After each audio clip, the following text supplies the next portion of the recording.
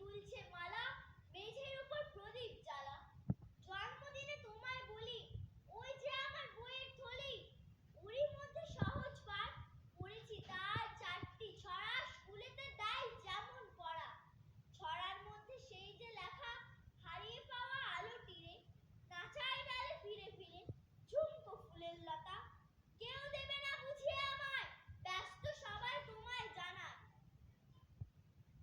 কাচের বাধা সরিয়ে ফেলো, আমার দিকে চোখটি মেলো, রবীন ঠাকুর স্বপ্নে তুমি এসো।